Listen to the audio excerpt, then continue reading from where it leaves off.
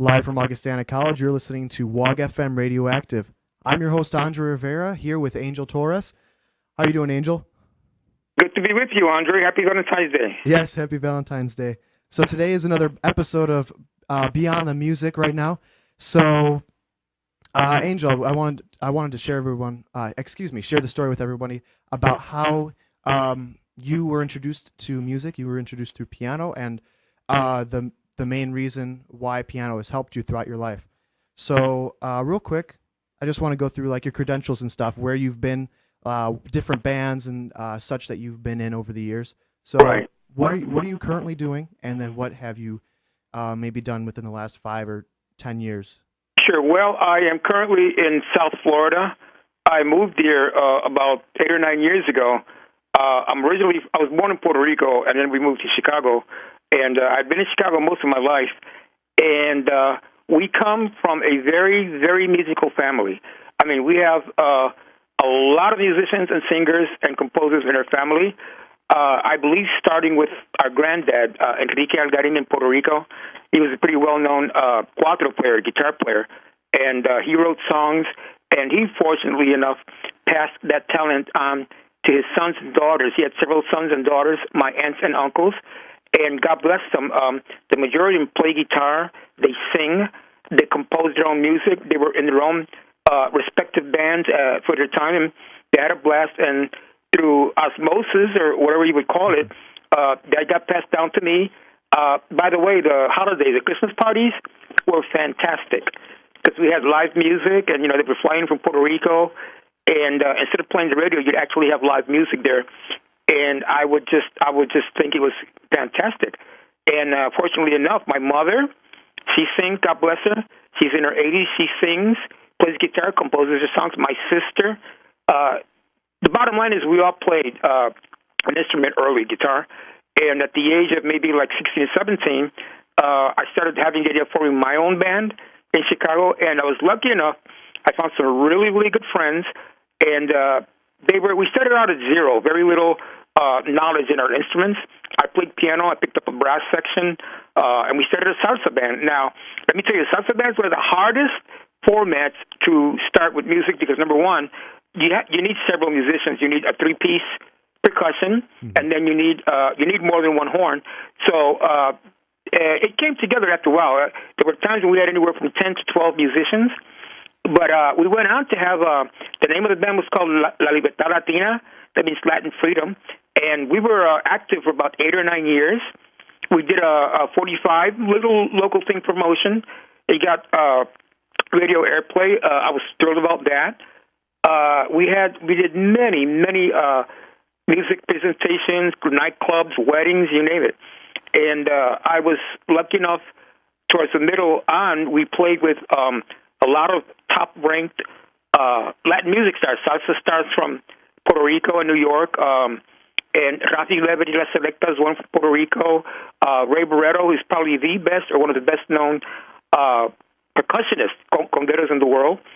We played with him live, various members of the Fania All-Stars. So I'm retired now, but all in all, I played my own salsa band. From then on, I went to Latin rock bands, which I totally loved, in Chicago. And I just recently retired from the playing live aspect because I am disabled. Unfortunately, I had polio when I was 4 years old. And that kind of was very, very traumatic. It was severe, but to the grace of God and the support of my family, and third on that list, but not far behind, is music. Music helped me out tremendously because it was a great healing thing for myself, and it was something that I could focus on. And through the grace of the Lord, I became proficient at it. And that helped me not only battle the polio, but basically overcome it. I was able to have a very active band life. I saw things that I wouldn't have seen. I've met many, many friends, thousands of people that are still my friends. And that's why in my case, music means different things to different people. But in my case, music was a blessing because through the music, I overcame an obstacle and surpassed it. So I was very happy with that. Yeah, and so not only for you, do you think it's true for a lot of other handicapped musicians that when you grab onto something like music, not even just music, art, or any way of expression in general, that I'm glad you said that, yeah, because music isn't the only outlet. Anything that's creative, and if I may say quickly, I don't want to hog a lot of time on this, but it is important. Sometimes this is an aspect that a lot of people don't understand. It's to no fault of their own, but a lot of disabled people inherently have a thing where they're bashful, they're not very social, and I don't blame them because they are handicapped and they have issues as far as confidence, self-confidence. But through the music, the better you get. Music is something you can share with anybody, and or through any creative process. Let's say painting, building furniture, whatever the format might be. Mm-hmm. Through that, it not only healed me, but I've seen it healed. I mean, you got artists in the top levels that are disabled. Ray Charles, of that kind of musician, and because of that, you can overcome. Again, it doesn't have to be music, but you can overcome your confidence, lack of confidence rather. You can build on that, and you can share some really good times and good memories. All right. Well, thank you for that, Angel. Right now. Do you have any shout-outs for everyone listening back home across the country? Oh, my God. Every person in Chicago and surrounding suburbs, I miss you all. I love you dearly. And, of course, happy Valentine's Day to my wife, Sonia, and my beautiful daughters, Lucy and Marisol, especially them. All right, now I want to take a little moment real quick. Everyone back home, my family, my grandma and grandpa, Joe and Emily, Layla, Addison, and Eli are all listening right now, so happy Valentine's Day to all you.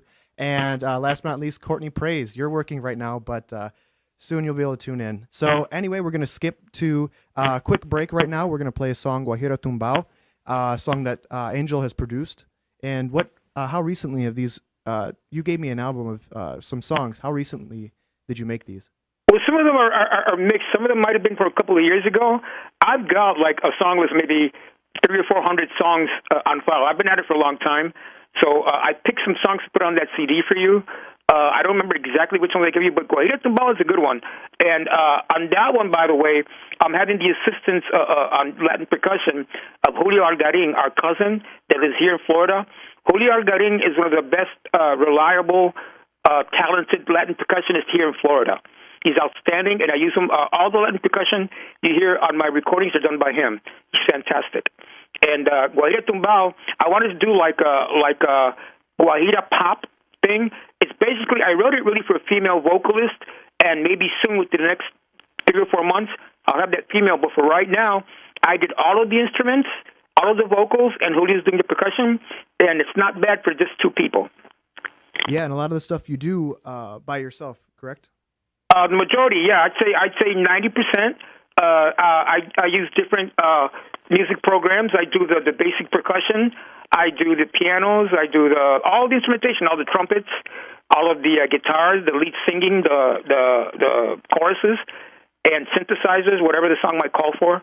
And then what I do is I can, if another artist, we can get that in the next segment. If I hand the song over to another artist, I give them the okay to rearrange it and do it their style. Mm-hmm.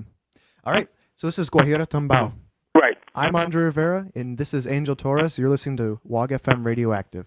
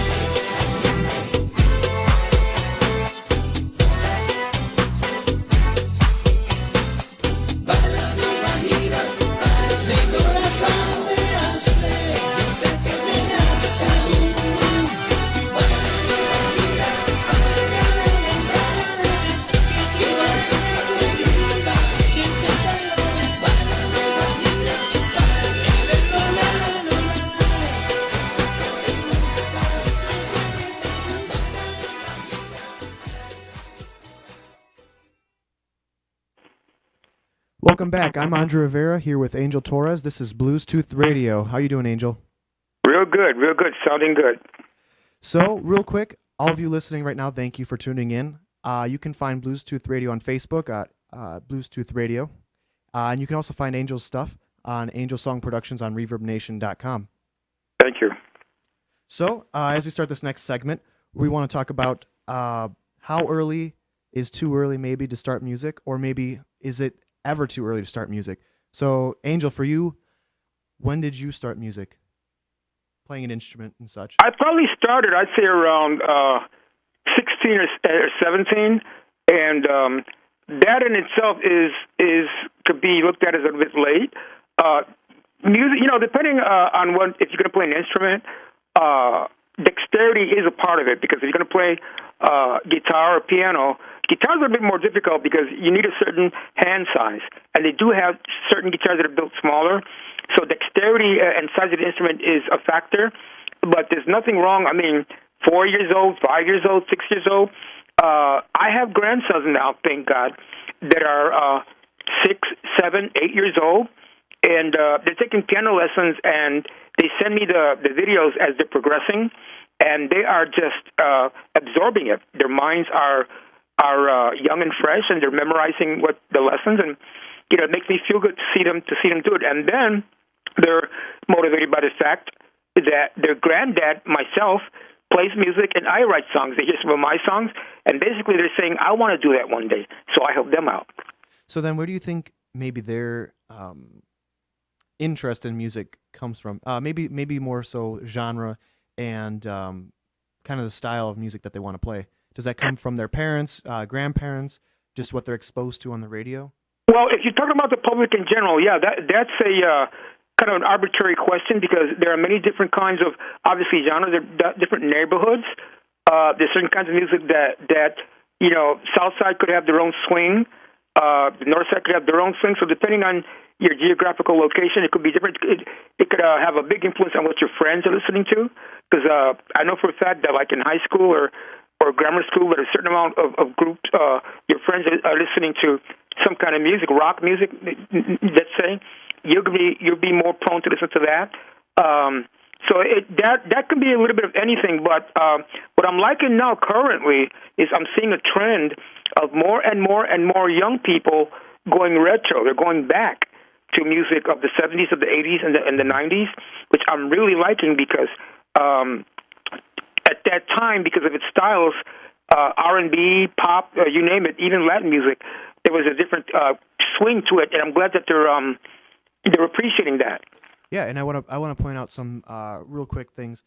Recently, old record sales had actually outdone new record sales, and what is even more interesting is the generation that's buying wasn't alive to hear these artists live. I was just going to say that, correct. Yeah. Mm-hmm. So I think it's really interesting how the newer generations are going back, and it's not possible before because of recorded music. This hasn't been able to happen yet. Right. And if I may say also, I monitor YouTube every once in a while, and there was a long stretch there. I don't remember exactly how long ago, but there was a long stretch where it was basically synthesized electronic music, and that's fine. I absolutely love it. I do some of it myself. But I'm noticing again the trend.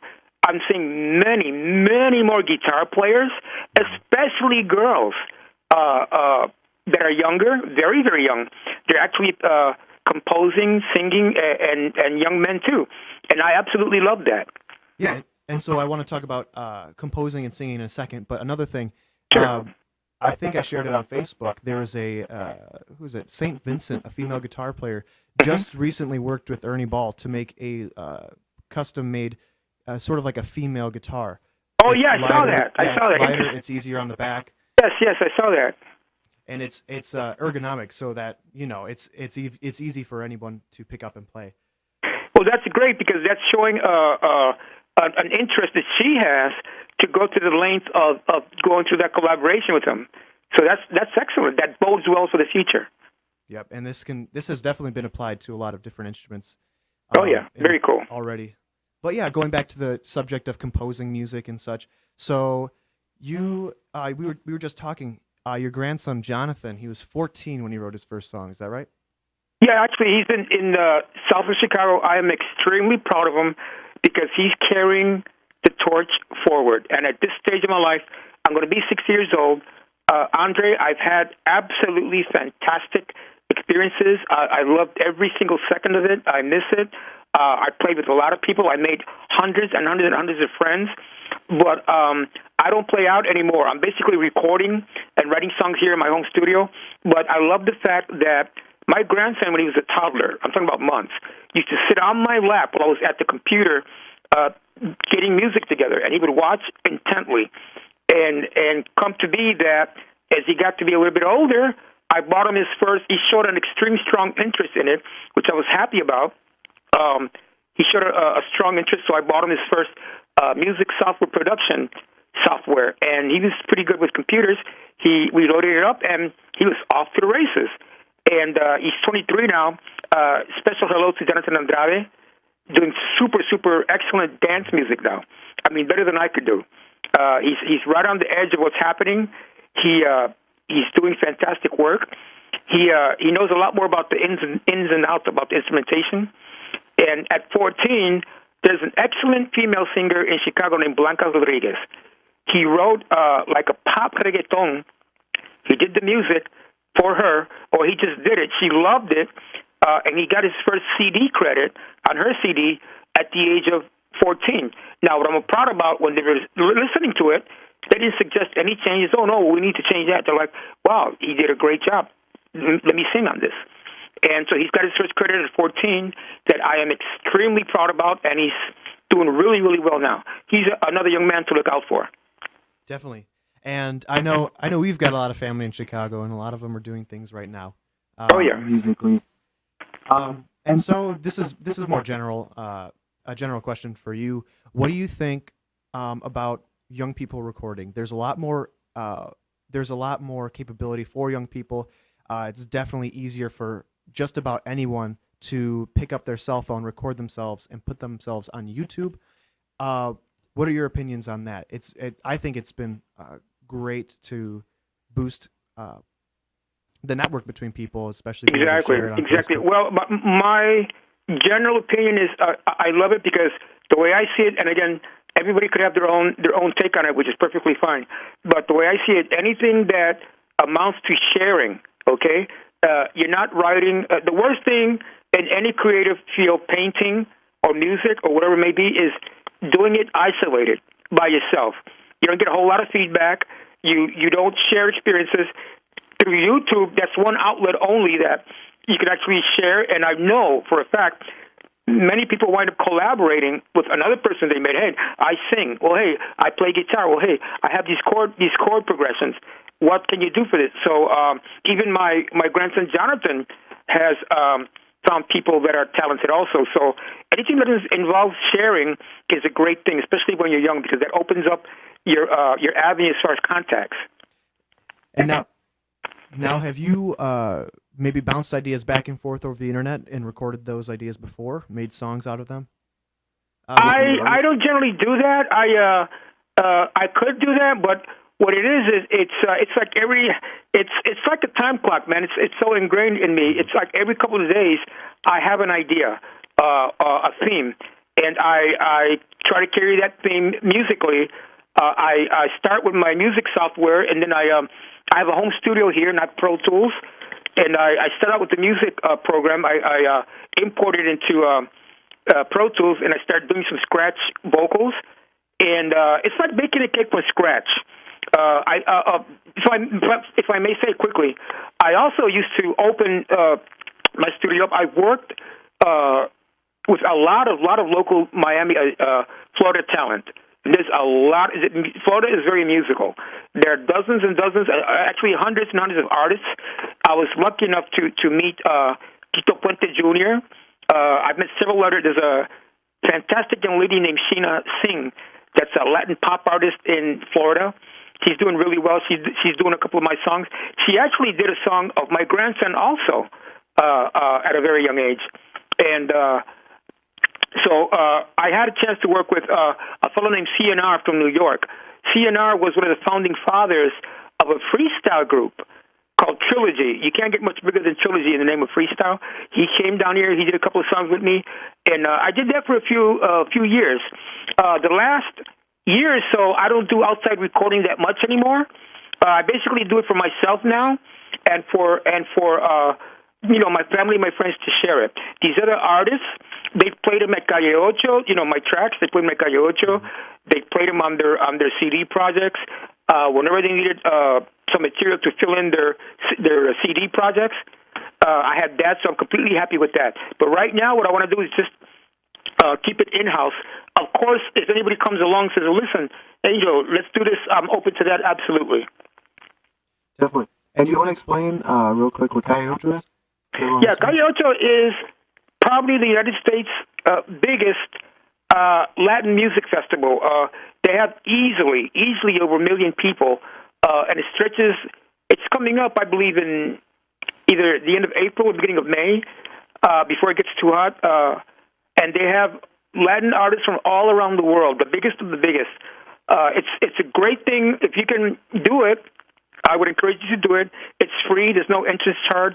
And you have blocks and blocks and blocks of local talent, but on the main stages, you have phenomenal global artists that are absolutely fantastic.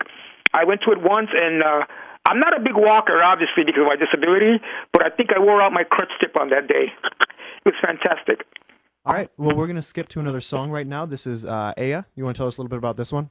Yeah, that's a good example. I had an idea. I heard I can't remember who it was. It might have been Enrique Iglesias, and they're real big on the reggaeton pop thing here.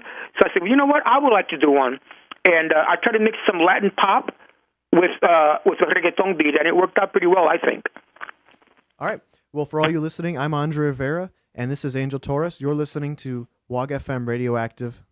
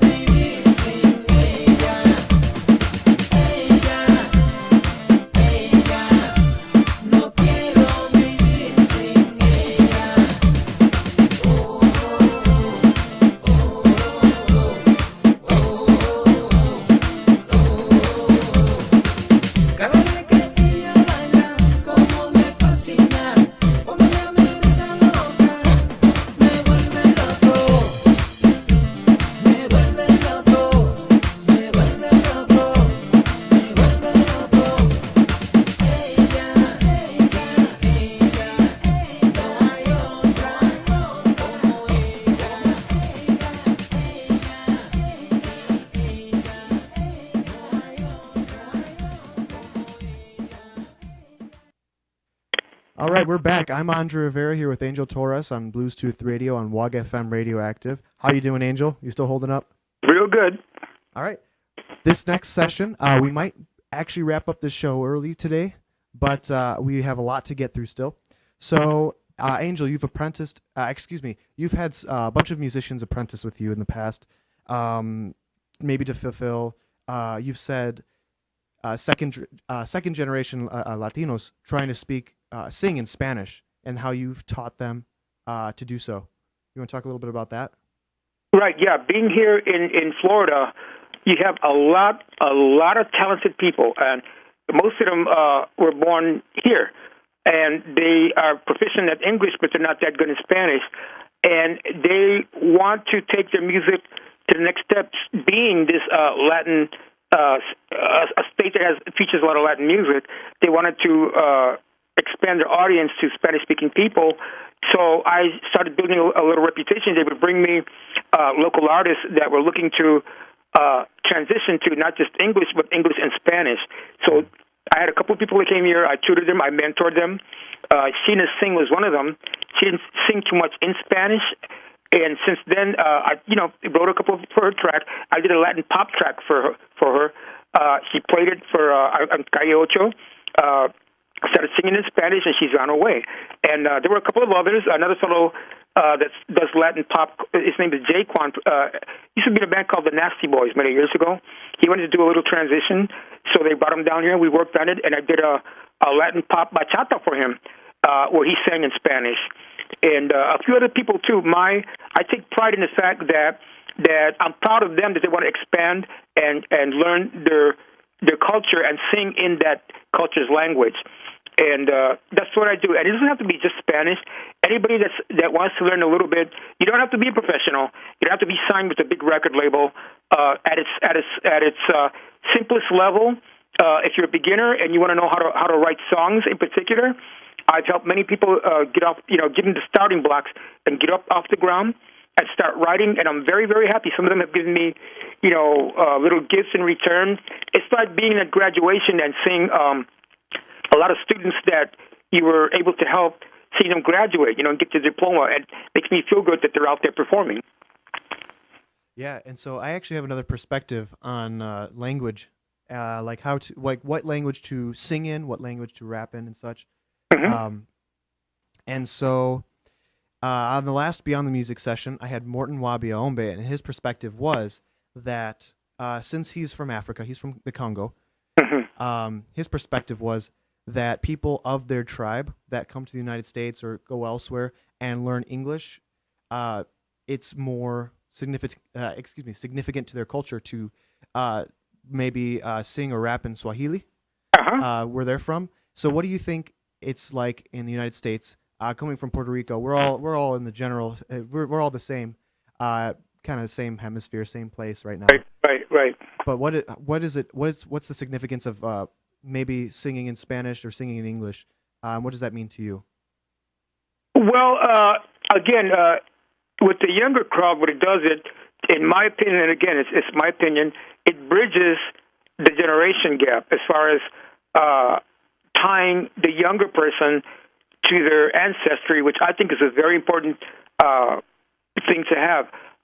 Speaking for you, or speaking about you, I'm very, very glad that I had a chance to meet you when I went back to Chicago, and I was happy to learn that you were going backwards in our family and learning about our past musical history and what we did and our musical accomplishments, because all that, I think, makes you a stronger musical person. It gives you more culture to draw from. It gives you a base knowledge of your ancestry, and that, in the musical terms, that can translate where eventually your music could be deeper, with deeper roots, deeper meaning. And I would encourage every musician, doesn't have to necessarily be Hispanic, but they can look back. The young kids can look back if they have musicians or singers in the family and see what they did. I absolutely, a lot of my music is bilingual, it's English and Spanish, because this is the USA, and I want both the Latin people and the non Spanish speaking people to still be able to relate to the song, and they told me time and time and time again, that they like the music because of that fact. I want a unifying result, and it's worked out pretty well.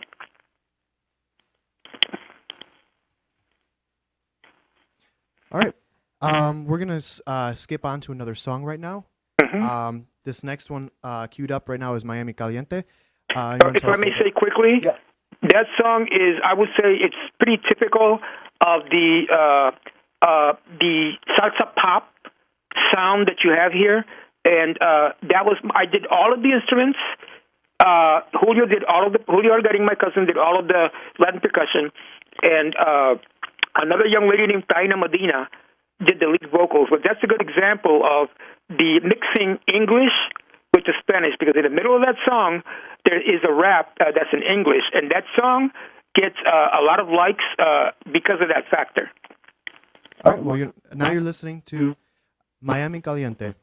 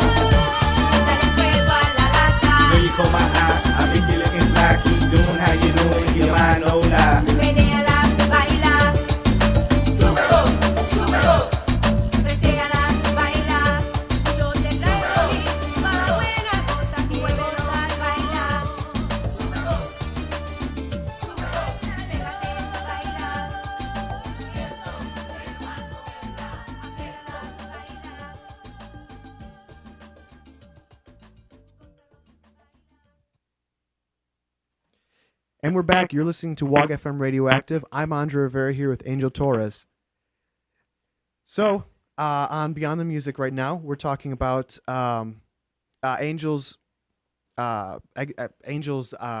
excuse me, what would you call it? Your career in music, from beginning piano all the way up until recording music currently. So right now, you do a lot of salsa. You had a salsa band for a while. Yes. And for me, I don't quite understand what the differences are between genres. So could you explain maybe like salsa, merengue, bachata? These are all Well, dance in genres. general, the genres in Latin music, like most music, break down to geographical locations. Bachata is like a mid-tempo style of music that comes from the Dominican Republic. Actually, merengue also, but merengue generally is faster paced, and it is very, very frenetic, you could say, and people love merengues. I've got a couple of merengues on my song list, and every time I play them, I get a bunch of likes in a row because it is frenetic, and it's a dancer's type of rhythm. If you're a really good dancer, you love merengue. And bachata is a little bit more difficult to dance, but it's more slow and more mid-tempo.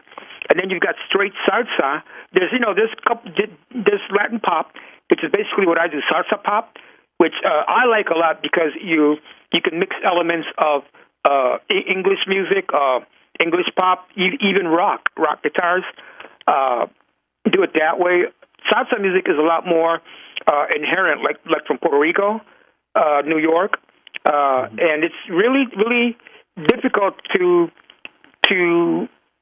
play because it's so comprehensive. There's a lot of chord changes, but it's beautiful music, wonderful music to dance to. And of course, you got dance music. Here they've got different categories. You got like Latin dance music, like Latin house, like what you used to hear retro in nightclubs, and that's the one with the big, subwoofer kick drum, boom, boom, boom, boom. And then you have your Latin rhythm over that. And then you have your like pop reggaeton. Of course, I can't leave out reggaeton from Puerto Rico. There's that basic rhythm from Puerto Rico, and they mix a lot of rapping in English and Spanish. And then you got pop reggaeton, which mixes bilingual English and Spanish reggaeton rhythms. So yeah, it's basically a matter of geographical location. Yeah. And I know I listen to a lot of reggaeton. Especially Daddy Yankee. Oh yeah. He was one that I always listened to. Oh yeah, definitely. So then, how about jazz? Jazz, or actually maybe the blending of all these genres, especially with more recent music. Jazz. Yeah, actually, I'm sorry that I left out jazz, especially Latin jazz, because I absolutely love Latin jazz. Like I had a chance to meet Mr. Sandoval at a concert. I was thrilled. I've got an excellent original called Hoy y Ayer, where I did a Latin jazz tune, and very, very proud of that one. It's an instrumental, and that one is well liked by many, many, many people. Mm-hmm. All right, and so right now we're going to play a couple more tracks off of Angel's CD. Up next, we've got Angel's Rumba. You want to tell us about this one? Yeah, that was like a salsa pop rumba. A rumba is kind of they use it in terms of like a fast-paced, almost improvising. Sometimes mostly for the percussion or a saxophone. It's like played on the fly. It almost has elements of the spontaneity of jazz, where a rumba, you're playing and you break into instrumental solos. But I wanted to make it more salsa-oriented. And I did that all completely by myself. All right. With Julio. Yeah. What do they call him? What's his nickname over there? Who? Julio? Julio, yeah. Ito Bongo. All right. So this one is Angel's Rumba.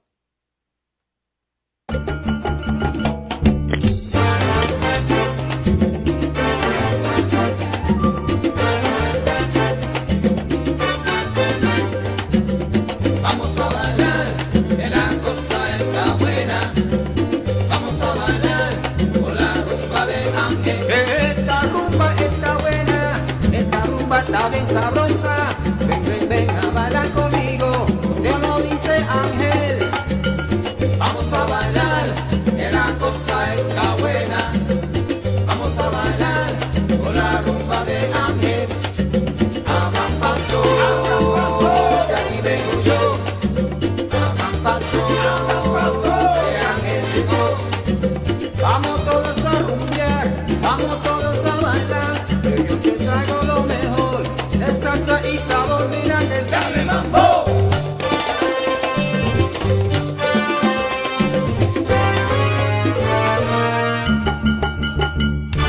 Dale la conga, dale la conga, brinca para arriba, brinca de arriba. Dale la conga, dale la conga, brinca para arriba, una vez más.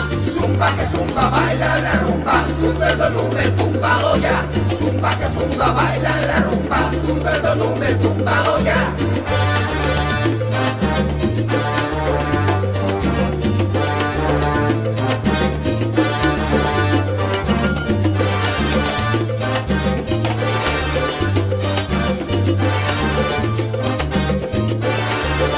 Dale mambo.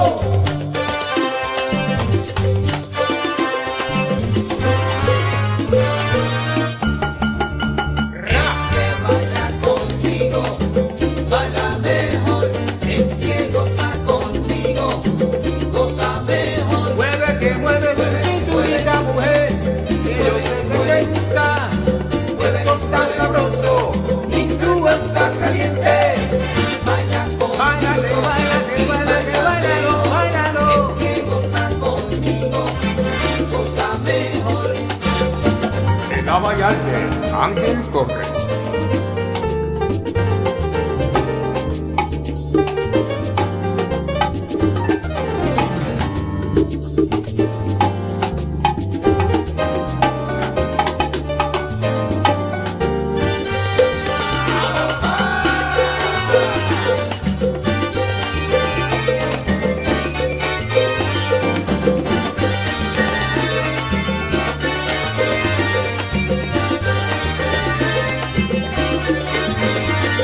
En Miami se goza, en Nueva York se goza, en Chicago se goza, en Filadelfia se goza, en Cuba se goza, en Colombia se goza, Santo Domingo se goza, en Puerto Rico se goza.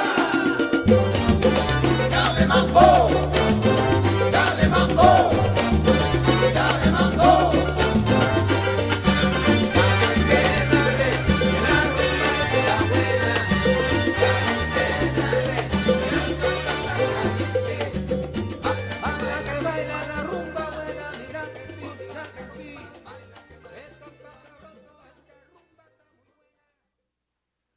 We are back. We're close to the end of the show right now. You're listening to Bluestooth Radio, Beyond the Music with Angel Torres and Andre Rivera. So, Angel, before we continue on, I want you to explain why you don't sell your music right now. What phase this music is in, and maybe who it's for, really.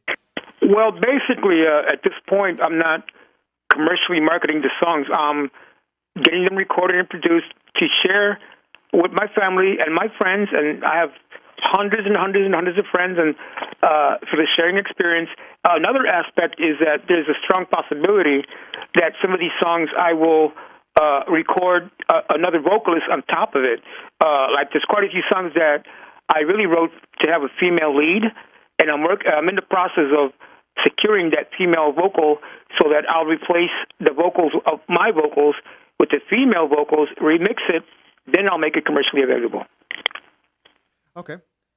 And so, a couple closing thoughts. Sure.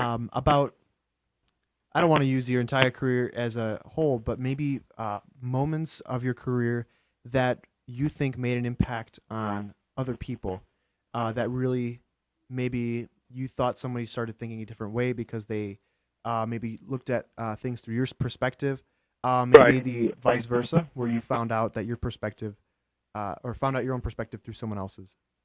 Sure. Well, just to let the audience know, as I said before, I am disabled. I have polio, and I use a crutch for balance. And when I used to have my salsa band, there were, as a brief example, I would go to let's say it was a wedding, I would go to the hall early because I always was adamant about knowing how much space we had. It was a big band, and to know how much equipment we should bring.